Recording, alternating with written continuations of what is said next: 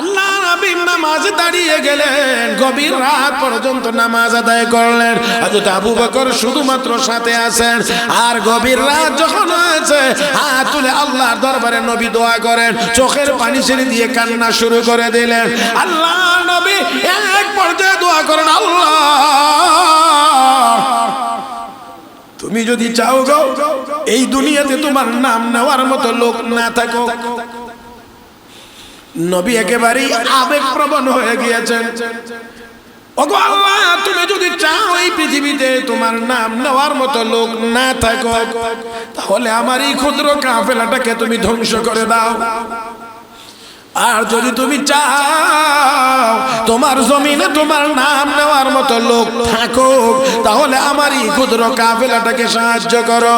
হযরত আবু বকর সিদ্দিক এবার উঠে দাঁড়াইলেন, জবান মোবারক এভাবে করে হাত দিয়ে বলেন, ওগো নবীজি আর না, আপনি এত অস্থির হবেন না, পেরেশান হবেন না।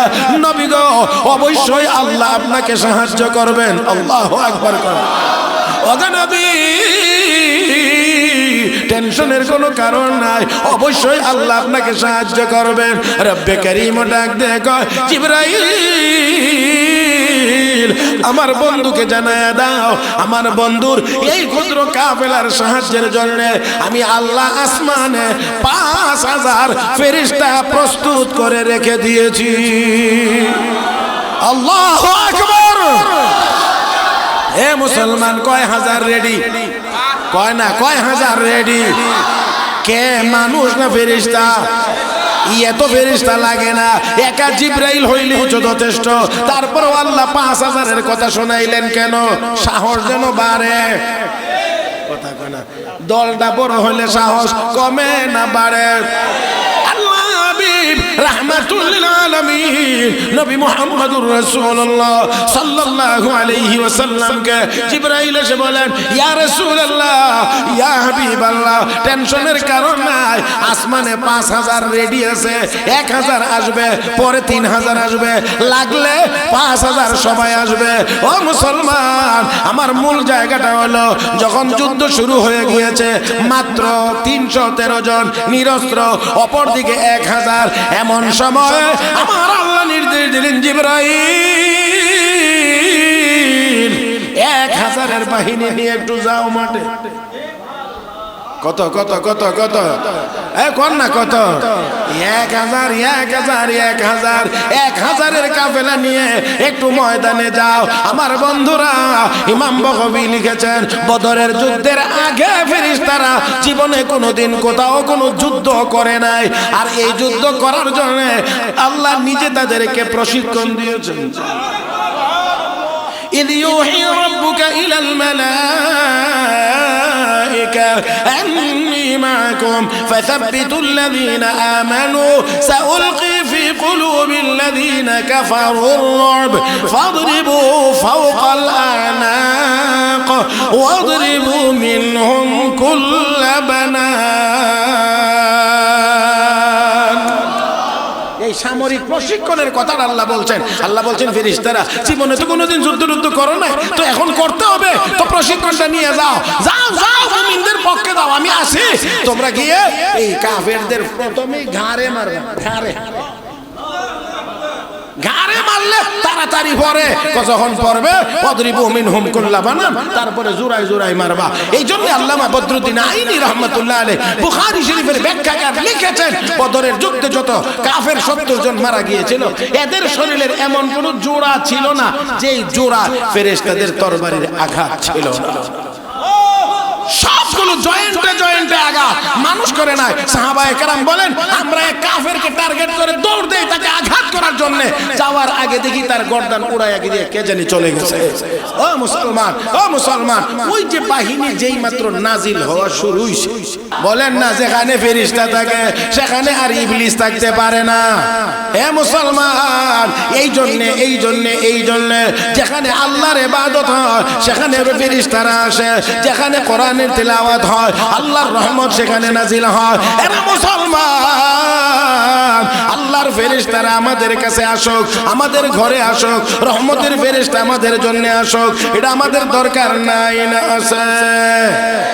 আল কারিয়াতু মাল কারিয়া ওয়া মা আদরাকা মাল কারিয়া ইয়াওমা ইয়াকুনুন নাসু কাল ফারাশিল মাবথুস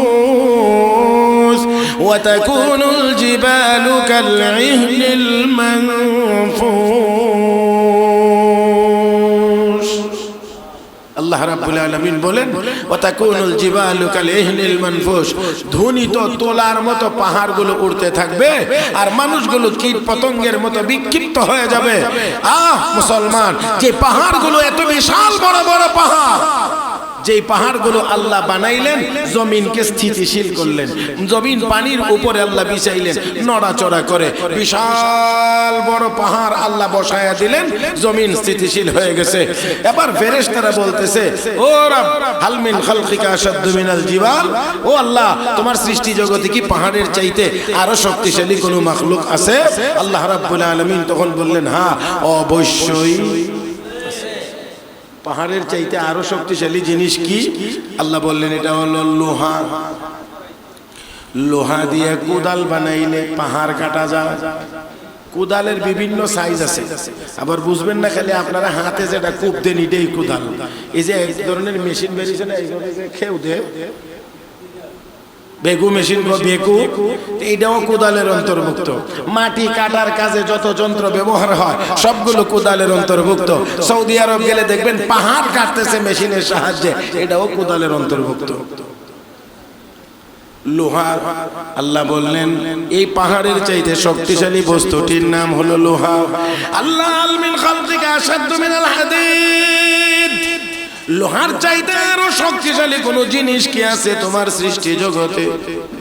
আল্লাহ রাব্বুল আলামিন বললেন হ্যাঁ অবশ্যই আছে।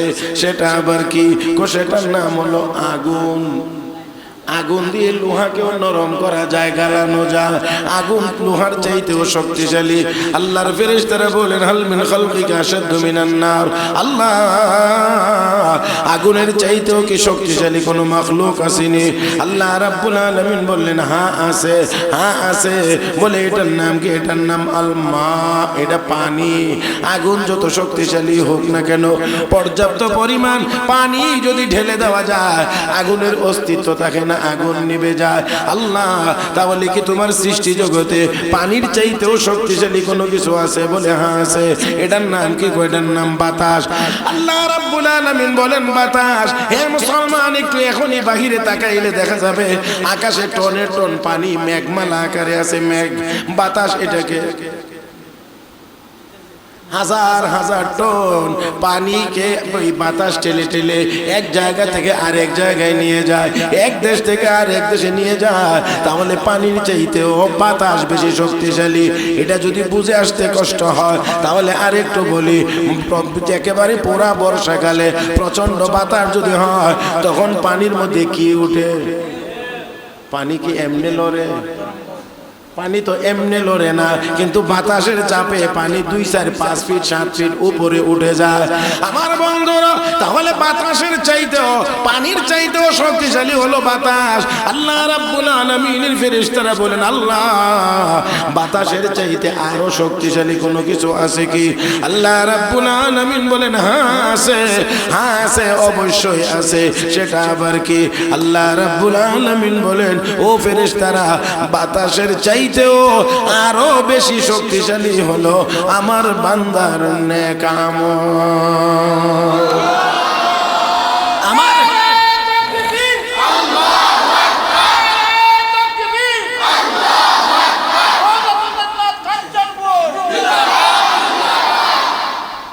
ও মুসলমান, তাহলে এবার বলেন মুমিনের আমলের পাওয়ার কম না বেশি? আরো আস্তে বলেন, কম না বেশি? আমার ভাইরা, বাতাস যদি প্রচন্ড পরিমাণ বিপরীত দিক থেকে আসে, সমুদ্রে জাহাজ চলে না, আকাশে বিমান চলে না। আরে আরেকটু আস্তে কোন, আরেকটু আস্তে। বাতাস যদি বেশি প্রবল হয় সমুদ্রে জাহাজ চলে না, আকাশে বিমানও চলে। তাহলে বোঝা গেল বিমান যত শক্তিশালী হোক, প্রচন্ড বাতাসের মধ্যে বিমানও ঠিক মতো চলতে পারে না। জাহাজ যত শক্তিশালী হোক, বাতাস যদি প্রচন্ড বেগে আসে, এই বাতাসের মোকাবেলা করে জাহাজও চলতে পারে না। তাহলে অবশ্যই অবশ্যই লক্ষ্য করতে হবে, একটা সময় কি বিমান চলাচল বন্ধ হয়ে যায়, একটা সময় কি জাহাজ চলাচল বন্ধ হয়ে যায়, একটা জায়গা নির্দিষ্ট পরিমাণ জায়গার বেশি নিচে যদি চলে যায়, সাবমেরিন অচল হয়ে যায়। সাবমেরিন ডুবো জাহাজ পানির নিচে ডুব দিয়ে যেটা চলে, একবার ডুব দিলে 2 মাস 6 মাস পানির নিচে থাকতে পারে। 500 ফিট 1000 ফিট 1500 ফুট পানির নিচে এটা বসবাস করে লোক এমন ভাবে থাকতে পারে। কিন্তু এটারও একটা রেঞ্জ আছে, পরিমাণ আছে, মাপ আছে। এই মাপের বেশি যদি চলে যায়, তাহলে সমুদ্রের পানির চাপের কারণে চ্যাপ্টা হয়ে যায়। ও মুসলমান, তাহলে সব কিন্তু সেখানে শেষ হয়ে যায়। লক্ষ্য করে তাহলে এবার দেখেন, ইউনূস আলাইহিস সালাতু ওয়াস সালাম এই সমুদ্রের তলদেশে মাছের পেটের ভিতরে ছিলেন। ওই মাছের পেটের ভিতর থেকে তিনি ডাক দিয়েছিলেন আল্লাহকে। কাকে ডাক দিয়েছিলেন? ইউনূস আলাইহিস সালাতু ওয়াস সালাম ওই মাছের পেটের ভিতরে, মাছ সমুদ্রের পেটের ভিতরে, আর ওই জায়গায় তিনি শুনলেন কান্নার আওয়াজ। ডাক দিলেন, প্রভু গো কিসের আওয়াজ? আমার মাখলুক কান্নাকাটি করে সেই আওয়াজ। ফানাদা ফি যুলুমাত আল্লা ইলাহা ইল্লা আনতা সুবহানাক ইন্নী কুনতু মিনাজ জালিমিন। আল্লাহ আমি ভুল করেছি, আমি ভুল করে ফেলেছি। আল্লাহ তুমি ছাড়া আর কোনো মাবুদ নাই। আল্লাহ রাব্বুল আলামিন বলেন, আমার পয়গম্বর ইউনূস মাছের পেটের ভিতর থেকে যখন আমার কাছে দোয়া করা শুরু করে দিয়েছেন, আওয়াজ করে বলেন, আমাদের নূরানির ছাত্ররাও জানে আদ-দুআ হুয়াল ইবাদা। ওই এক হাদিস আছে, হ্যাঁ, قال النبي صلى الله عليه وسلم الدعاء هو العبادة। দোয়াই হলো ইবাদত, মানে দোয়া করাটা এটাই একটা ইবাদত, স্বতন্ত্র ইবাদত। হে মুসলমান, আল্লাহর পয়গম্বর ওই সমুদ্রের তলদেশে মাছের পেটের ভিতরে বসে আল্লাহর দরবারে দোয়া করছেন, মানে আল্লাহর দরবারে ইবাদত করছেন, আল্লাহর ইবাদত করতেছিলেন। রব্বে করিম বলেন, ফাস্তাজাবনা লাহু। ওই পানির নিচে মাছের পেটের ভিতর থেকে ইউনূস নবী দোয়া করেছেন। কোনো যন্ত্রের প্রয়োজন হয় নাই, কোনো আধুনিক যন্ত্রপাতির দরকার হয় নাই, কোনো সাবমেরিন স্যাটেলাইটের প্রয়োজন হয় নাই, কোন রকমের কোনো কানেক্টিং এর দরকার হয় নাই। পয়গম্বর দোয়া করেছেন আর আমি আল্লাহ দোয়া কবুল করেছি। فاستجبنا له ونجيناه من الغم وكذلك ننجي المؤمنين। ইউনূস এখানে ইবাদত করেছে সমুদ্রের তলদেশে মাছের পেটের ভিতরে, কবুল হয়েছে আল্লাহর দরবারে। কবুল হয়েছে আল্লাহর দরবারে। আমার ভাইরা, আমার বন্ধুরা, শুধুমাত্র তা না, শুধুমাত্র তা না, লক্ষ্য করে দেখেন, হযরত ওমর ফারুক রাদিয়াল্লাহু তাআলা আনহু ইয়া সারিয়াতু আল জাবাল বলেছেন মসজিদে নববীর মিম্বরে, ইয়া সারিয়াতু আল জাবাল, হে সারিয়া পাহাড় ছেড়ে দিও না, পাহাড় ছেড়ে দিও না। ইয়া সারিয়াতু আল জাবাল বলেছেন মদিনার মসজিদে নববীর মিম্বরে দাঁড়িয়ে। মহান আল্লাহ এই আওয়াজ 1000 মাইল দূরে হযরত সারিয়া সহ তাদের সকল সৈনিকদের কানে পৌঁছায়া দিয়েছেন। আল্লাহু আকবার। আওয়াজ করেছেন, আওয়াজ করেছেন মদিনায়। অ্যাকশন হয়েছে, খবর হয়েছে 1000 মাইল দূরে। ও মুসলমান, তাহলে বোঝা গেল দুনিয়ার সব যন্ত্রপাতির পাওয়ারের চাইতে মুমিনের নেক আমলের পাওয়ার। এত আস্তে বললে হবে না, আর একটু জোরে, কম না বেশি? তাহলে দুনিয়ার সব যন্ত্রপাতির চাইতে মুমিনের ঈমানের পাওয়ার বেশি, আমলের পাওয়ার বেশি। আল্লাহর পয়গম্বর হযরত ইব্রাহিম খলিলকে আগুনে নিক্ষেপ করা হয়েছে। পাহাড়ের চাইতে শক্তিশালী কোন জিনিস? লোহা। লোহার চাইতে শক্তিশালী কোন জিনিস? আগুন। আগুনের ভিতরে ইব্রাহিম নবী, আগুনের ভিতরে ইব্রাহিম নবী এত শক্তিশালী। পাহাড়ের চাইতে লোহা শক্ত, লোহার চাইতে আগুন শক্ত। এই আগুনের চাইতেও ইমানদার আল্লাহর পয়গম্বরের শরীরটা আরো শক্ত। এজন্য আগুনের ও মুসলমান, এটা বুঝতে হবে, এটা আবার চামড়া না, আমি এটা বলছি না। তার মানে মুমিনের আমলের শক্তি বেশি। আল্লাহর পক্ষ থেকে ঘোষণা হয়, ইয়া নারু কুনি বারদাও ওয়া সালামান আলা ইব্রাহিম। শুধু তা না, শুধু তা না, আরো আছে, আরো আছে। মুসাইলামাতুল কাযযাব নামে এক বেয়াদব নবুয়তি দাবি করেছিল। এই দাবিটা করেছিল নবীর জীবদ্দশাতে। আল্লাহর নবী সবচেয়ে বেশি কষ্ট পেয়েছিলেন এই কারণে যে আমার জীবদ্দশাতে আমার আল্লাহ আমাকে শেষ নবী বানাইছেন, আর আমার জীবদ্দশাতেই এই জালেম নিজেকে নবী বলে দাবি করলো। নবী সবচেয়ে বেশি কষ্ট পেয়েছিলেন। এই মুসাইলামাকে নবী না মানার কারণে ইয়ামানে একজন মুসলমান হযরত আবু মুসলিম খাওলানি রাহমাতুল্লাহি আলাইহি নামে মুসাইলামাকে নবী মানে নাই। মুসাইলামাকে তো নবী মানার কোনো প্রশ্নও আসে না। কথা কয় না, কারণ নবী তো আমাদের নবীর পরে তো আর কোনো নবী, আমাদের নবীর পরে আর কোনো নবী, তাহলে মুসাইলামাকে নবী মানার প্রশ্নই আসে না। নবী না মানার কারণে এই জালেমে হযরত আবু মুসলিম খাওলানিকে হাত পা বেঁধে জ্বলন্ত আগুনের মধ্যে নিক্ষেপ করে দিয়েছে। জ্বলন্ত আগুনে নিক্ষেপ করে দিয়েছে। আগুনে নিক্ষেপ করে দিলে এবার আবু মুসলিম খাওলানির হাতের বাতগুলো খুলে গিয়েছে, মানে রশিটা পুড়ে গেছে। আবু মুসলিম খাওলানি আগুনের ভিতরে সম্পূর্ণ সুস্থ অবস্থায় আছে।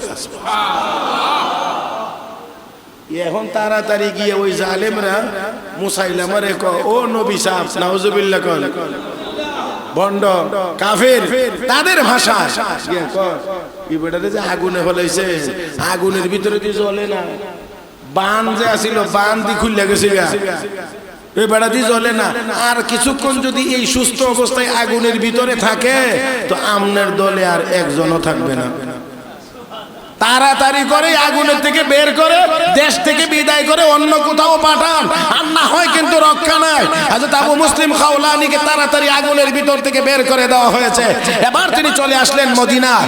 মদিনায় হযরত ওমরের কানে আওয়াজ চলে এসেছে, ওমরের কানে চলে এসেছে যে একজন মুসলমান আমাদের ভাই আগুনে নিক্ষেপ করা হয়েছিল, কিন্তু আগুন তাকে জ্বালায় নাই। হযরত ওমর তার ভিতরে বড় আগ্রহ ছিল এই লোকটাকে একবার দেখার। মদিনায় হঠাৎ একদিন ওনার পাশেই সেই লোক জিজ্ঞেস করলেন, দেখে এ ভাই কি নাম তোমার, বাড়ি কোথায় তোমার? এখন সে নিজেকে আড়াল করে রাখতে চায়, লুকায়া রাখতে চায়। বাড়ি আমার, ওই ভাইকে, আমাদের ওই ভাইকে দেখছো যে এই ভাইকে আগুনে নিক্ষেপ করা হয়েছিল, কিন্তু আগুন তাকে জ্বালায় নাই, আগুন জ্বালায় নাই। উনি ঘুরাইয়া ফিরাইয়া কথা বলতে চান, নিজে যে সেই লোক সেই পরিচয় দিতে চায় না। কিন্তু হযরত ওমর তো আর জানতেন লোক না। এক পর্যায়ে হযরত ওমর কয়, ঘুরাইয়া গারাইয়া লাভ কি, আমার তো মনে হচ্ছে সেই লোক তুমি নিজেই। আর আস্তে কোন সুবহানাল্লাহ, ঘুরাইয়া গারাইয়া লাভ নাই, সেই লোক তো তুমি। হযরত ওমর খুশি মনে শুকরিয়া আদায় করে বললেন, আল্লাহর দরবারে শুকরিয়া আদায় করছি এই জন্য যে আল্লাহ ইব্রাহিম নবীর সাথে আগুনের ব্যবহার যেমন হয়েছিল, আখিরি নবীর উম্মতের সাথে আগুনের সেই ব্যবহার হয়েছে। যেই লোকটার সাথে আমাকে আল্লাহ সেই লোকটাকে দেখবার তৌফিক দান করেছেন। আরে ইব্রাহিম আলাইহিস সালাম নবী ছিলেন, নবীর সাথে আগুনের যেই ব্যবহার, আখিরি নবীর উম্মতের সাথে আগুনের সেই ব্যবহার। আল্লাহ, কথা কথা মনে পড়ে গেছে, আরেকটা বললেই ভালো নাকি? হ্যাঁ, চিশতিয়া তরিকার ওয়ালি হযরত খাজা মওদুদ চিশতি রাহমাতুল্লাহি আলাইহি। হযরত খাজা মঈনুদ্দিন চিশতি রাহমাতুল্লাহ আলাইহির পীর ছিলেন হযরত খাজা উসমান হারুনি রাহমাতুল্লাহ আলাইহি। ওনার পীর ছিলেন আলহাজ শরীফ জিন্দানি রাহমাতুল্লাহ আলাইহি। ওনার পীর ছিলেন হযরত মওদুদ চিশতি রাহমাতুল্লাহ আলাইহি। এলাকায় যাচ্ছেন কোথাও গিয়ে দেখে মানুষ আগুনের পূজা করে। এখন উনি দাঁড়ায় এখন বললেন, এই লোকেরা, ওই আল্লাহর বান্দারা, আগুনের পূজা করো, আগুন কি মাবুদ হইতে পারে? আপনাদের কি মনে হয় আগুন মাবুদ হইতে পারে? পানি দিলে আগুন, পানি দিলে আগুন, তাহলে খোদা শেষ। পানি দিলে ওই খোদা, আর আমরা যে আল্লাহর ইবাদত করি কি দিলে শেষ? কিছু দিলেই, কিছু দিয়েই শেষ করা যায় না। তো এই আগুন পানি দিলেই শেষ, এটা মাবুদ হইতে পারে না। মূর্তি ডুবাইয়া দিলেই এটা মাবুদ হইতে। ও মুসলমান, আল্লাহর বান্দা, আল্লাহর ওলি দাঁড়ায় বললেন, ওই আগুনের পূজা করো না, আগুন রে যে আল্লাহ বানাইছে সেই আল্লাহর ইবাদত যদি করো তাহলে আল্লাহ আগুনের ভিতরেও চাইলে তোমাদেরকে বাঁচাইতে পারে। এই কথা যেই মাত্র বলছে এমনি এই মজলিসের ভিতর থেকে এক লোক দাঁড়ায় মিয়া সাহেব কি আপনি তো আপনার আল্লাহর ইবাদত করেন, আপনি তো আপনার আল্লাহর ইবাদত করেন? বলে হ্যাঁ তা তো করি। তো আপনি একটু আগুনে গিয়ে দেখায় দেন আপনার আল্লাহ আপনারে কেমনে বাঁচাবে। বুঝতে পারছেন? আপনি একটু আগুনে গিয়ে দেখায় দেন আপনার আল্লাহ আপনারে আগুনে কেমনে বাঁচা। হে মুসলমান, দেখেন কি ডাইরেক্ট অ্যাকশন। উনি কিন্তু আমি আগুনে গেলে পুড়বো না জ্বলবো না এই কথা বলেন নাই। আল্লাহ চাইলে আগুনে বাঁচাইতে পারেন। আর তিনি বলছেন আল্লাহর কুদরতের কথা, আর সে আক্রমণ করে বলছে ডাইরেক্ট আপনাকে একটু দেখায় দেন। মুমিন যখন সমস্যার সম্মুখীন হবে ফিরবে, সাহায্য চাইবে কার কাছে? বলেন না কার কাছে? আল্লাহর কাছে, আল্লাহর কাছে। আর সেই ফিরে যাওয়ার, সেই সাহায্য চাওয়ার মাধ্যম হলো 2 রাকাত নামাজ। উলামায়ে কেরাম এখানে আছেন, এই নামাজকে সালাতুল হাজাত বলা হয়। হাজতের নামাজ, যে কোনো প্রয়োজনে 2 রাকাত নামাজ পড়ে আল্লাহর কাছে সাহায্য চাওয়া। এই পথ তো আমরা ভুলে গেছি। এখন আমরা চাই ঘুষ দিয়ে নিকাম করে লইতাম। কথা কয় না রে, কথা কয় না। আমার কথা বুঝতে অসুবিধা হচ্ছে নাকি? আমরা এই যুগের মানুষ কি দিয়া ঘুষ ঘুষ টাকা কয়েন না, টাকা কইলে হয় না। টাকা তো যেটা মসজিদে দেয় এটাও টাকা, যেটা মদ খাইবার জন্য দেয় এটাও টাকা, কিন্তু বেশ কম আছে তো। ঘুষ দিয়ে সারতে চায়, মালিকের সাথে কেউ যোগাযোগ করতে চায় না। আল্লাহর ওলি দাঁড়িয়ে গেলেন, 2 রাকাত নামাজ পড়লেন। নামাজ পড়ে দোয়া করুন, আল্লাহ আমি আমার শক্তির কথা বলি নাই, আমার ক্ষমতার কথাও বলি নাই। হে মালিক, আমি তোমার ক্ষমতার কথা বলেছি, কিন্তু এখন তো আমার উপরে আক্রমণ।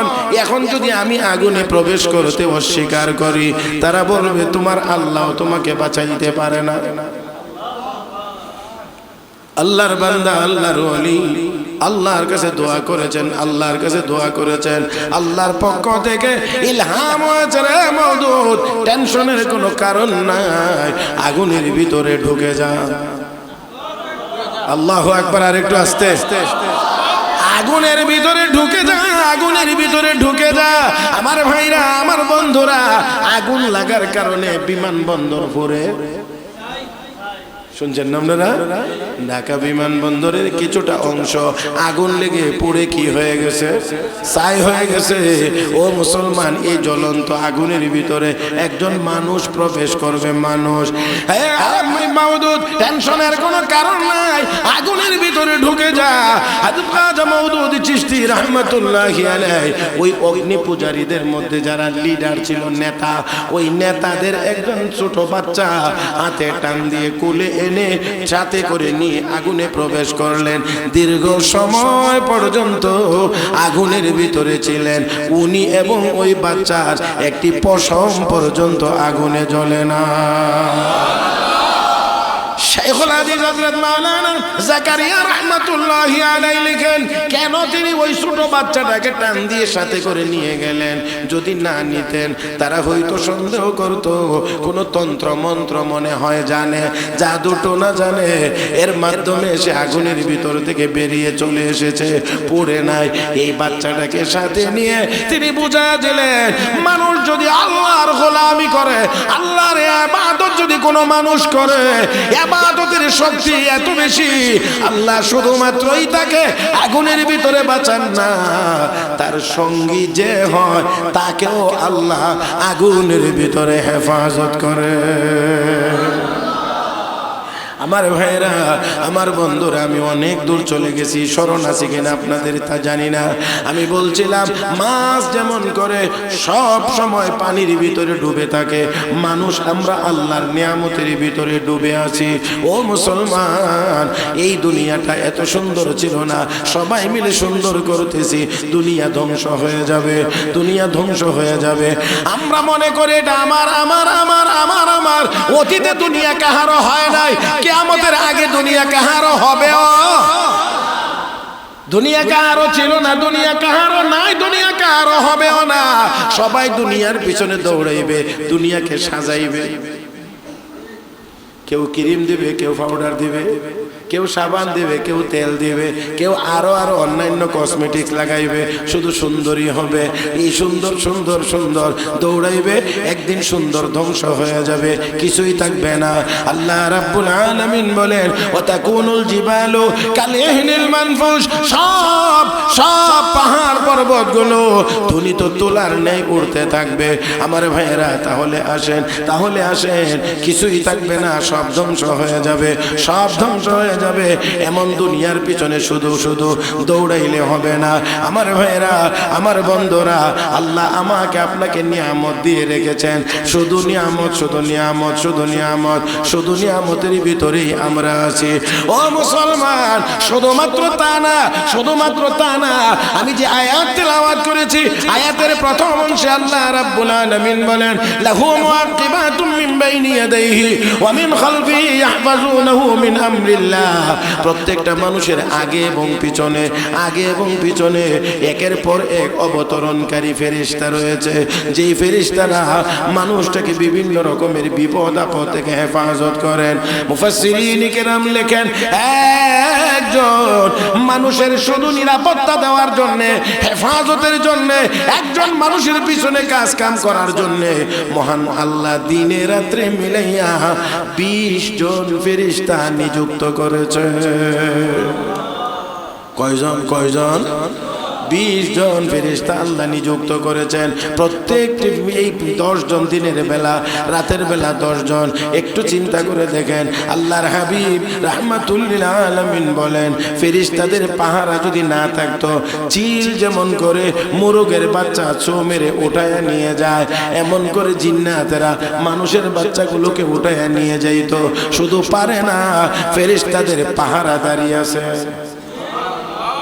এ মুসলমান, যেখানে ফেরেশতা থাকে সেখানে আবার শয়তান থাকতে, বলেন, যেখানে ফেরেশতা থাকে সেখানে শয়তান থাকতে। إن الذين قالوا ربنا الله ثم استقاموا تتنزل عليهم الملائكة ألا تخافوا ولا تحزنوا وأبشروا بالجنة التي كنتم توعدون نحن أولياؤكم في الحياة الدنيا وفي الآخرة ولكم فيها ما تشتهي أنفسكم ولكم فيها ما تدعون نزلا من غفور رحيم।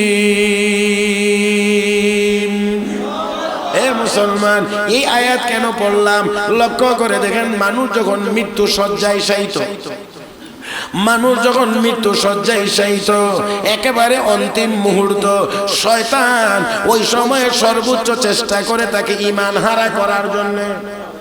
কি হারা? ঈমান হারা করার জন্য। যদি তার মা বাবা মরে গিয়ে থাকে, আগে যদি মা বাবা মরে গিয়ে থাকে, ওই মা বাবার সুরত ধারণ করে দুইজন শয়তান আসে।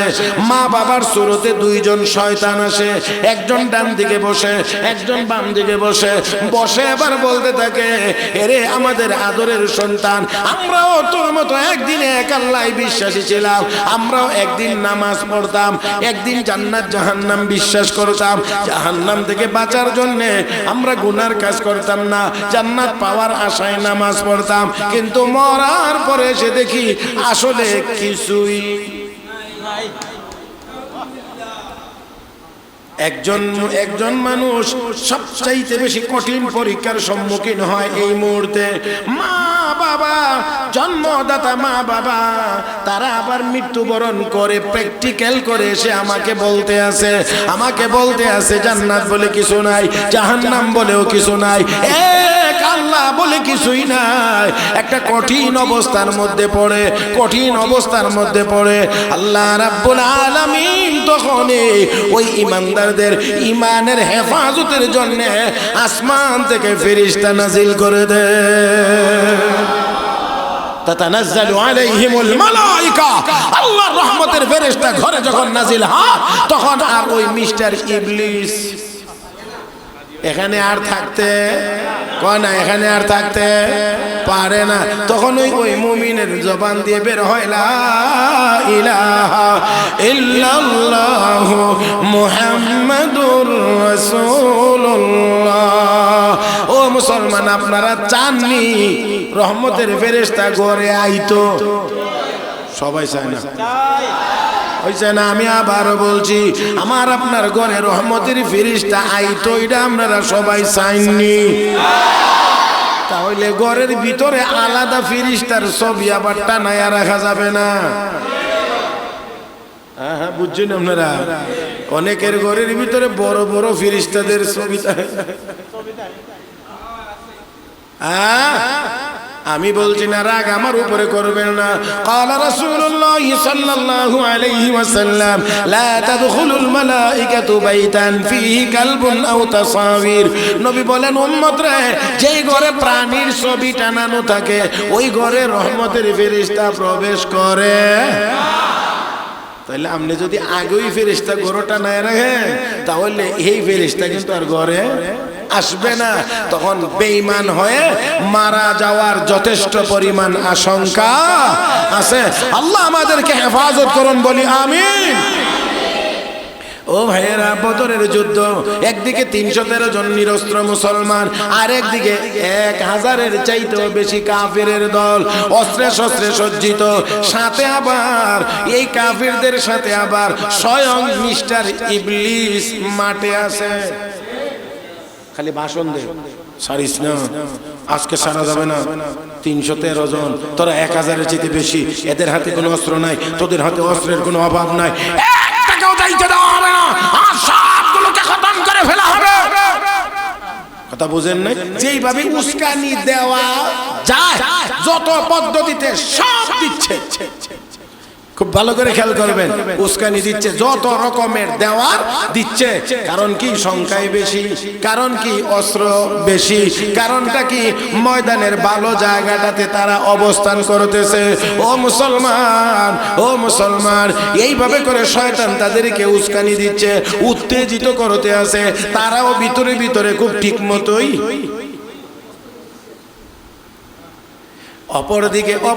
অপরদিকে আল্লাহর হাবিব রাহমাতুল লিল আলামিন 313 জন নিরস্ত্র মুসলমান, ছোট্ট এক কাফেলা, হাতে অস্ত্র নাই, মাঠের অবস্থাটাও ভালো না। সবাইরে ঘুম পাড়াইয়া আল্লাহর নবী নামাজে দাঁড়িয়ে গেলেন। আল্লাহু আকবার। আরো জোরে কোন, ইয়া আইয়ুহাল্লাযীনা আমানু ইসতাঈনু বিস-সাবরি ওয়াস-সালাহ ইন্নাল্লাহা মা'আস-সাবিরিন।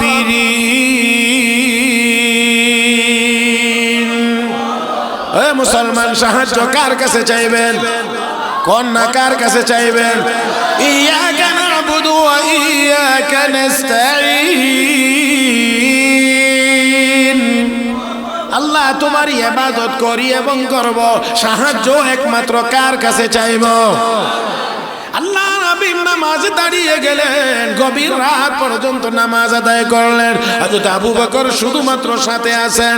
আর গভীর রাত যখন হয়েছে, হাত তুলে আল্লাহর দরবারে নবী দোয়া করেন, চোখের পানি ছেড়ে দিয়ে কান্না শুরু করে দিলেন। আল্লাহ নবী এক পর্যায়ে দোয়া করেন, আল্লাহ, তুমি যদি চাও গো এই দুনিয়াতে তোমার নাম নেওয়ার মতো লোক না থাকো। নবী একেবারেই আবেগপ্রবণ হয়ে গিয়েছেন।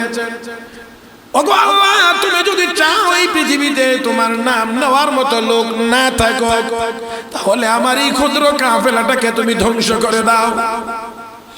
আর যদি তুমি চাও তোমার জমিনে তোমার নাম নেওয়ার মতো লোক থাকুক, তাহলে আমারই ক্ষুদ্র কাফেলাটাকে সাহায্য করো।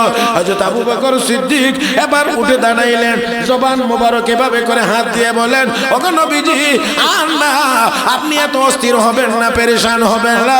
নবী গো, অবশ্যই আল্লাহ আপনাকে সাহায্য করবেন। আল্লাহু আকবার। ওগো নবী,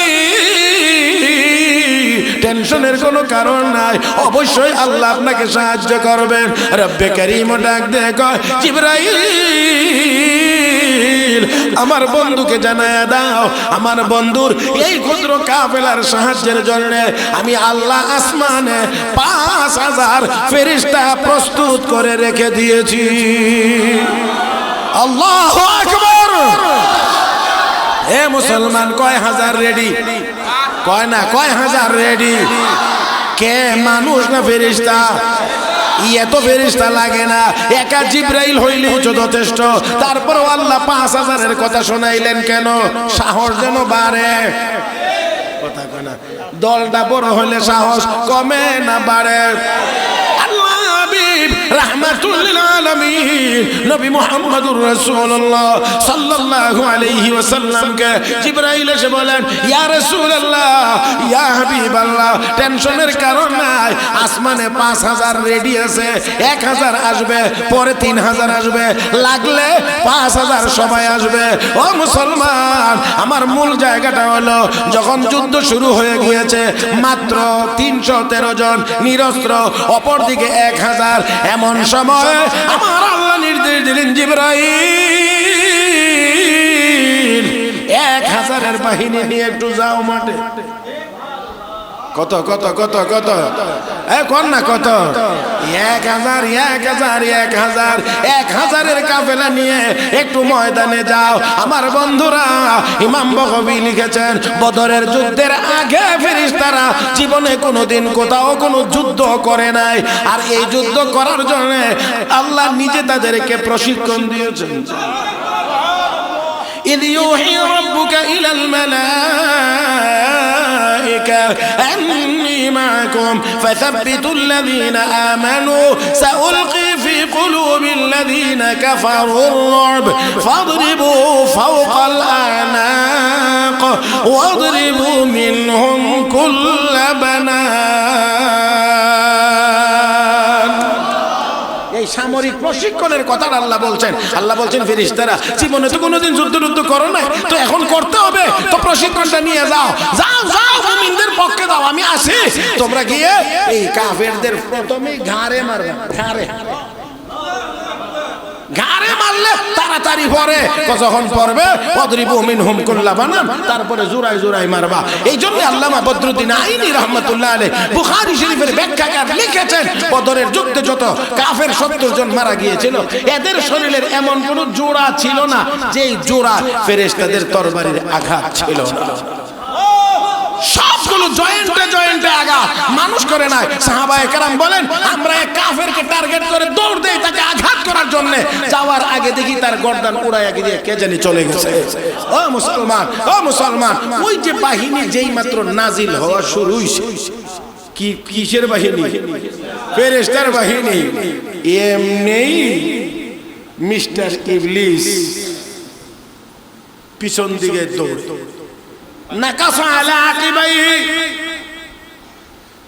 এখন এতক্ষণ বক্তব্য দিছে, জ্বালাম ওই বক্তব্য উস্কানিমূলক, উত্তেজিত করছে মানুষকে, এখন নিজেই পলায়ন করে। তো লোকেরা যে এতক্ষণ দিয়ে এত ভাষণ দিলেন, এখন জানগা কেন?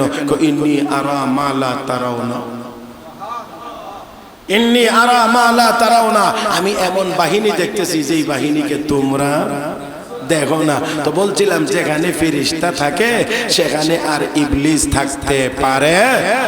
বলেন না, যেখানে ফেরেশতা থাকে সেখানে আর ইবলিস থাকতে পারে না।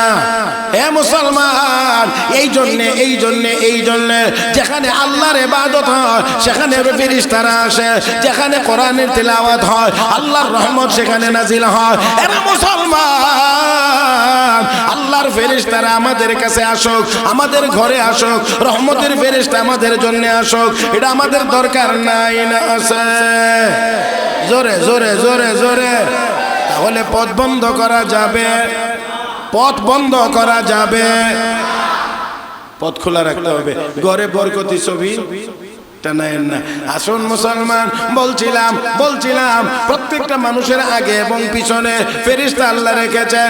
এক একজন মানুষের পিছনে 20 জন করে ফেরেশতা, 10 জন করে ডিউটি করেন দিনে, 10 জন রাতের বেলা।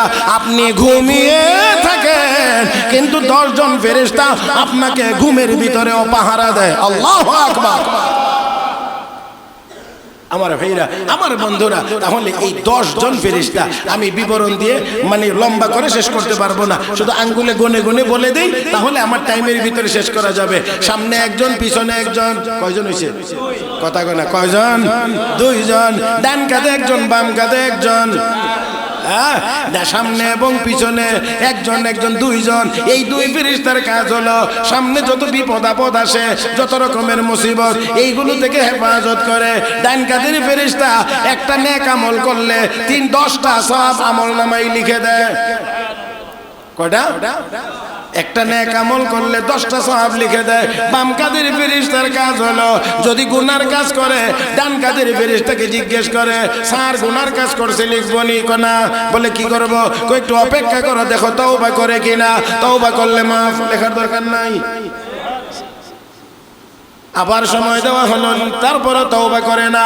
আবার সময় দেওয়া হলো, তওবা করে না।